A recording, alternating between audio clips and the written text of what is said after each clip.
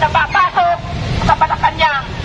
Sa kabila ng tayo ay may nauna ng sulat at nakikiusap na tayo ay harapin para sa proyektong Kaliwadag, ngunit hindi po tayo pinayagan. Naririto po tayo ngayon at nagsasalita, isasama-isay ang tunay na nangyari sa pagbibigay ng mga permiso, mga pagbayad, pagpahintulot sa proyektong Kaliwadag. Ang ating pong nasa likuran ay mga kinatawan lamang ng mga kalutungong direktang panunugugin ng proyektong Kaliwadag.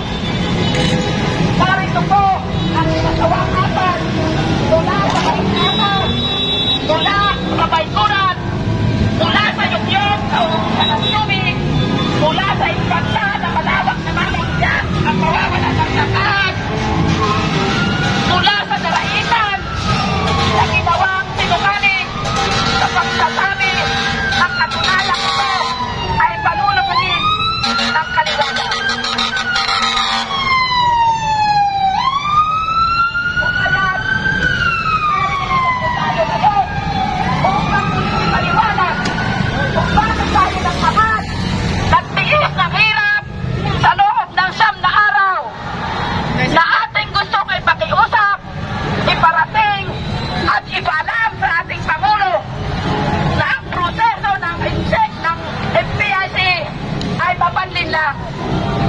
Mapanloko, mapagsamantala ang NCIP na halip na kami ay protektahan ng Republic of Integration and Sudan.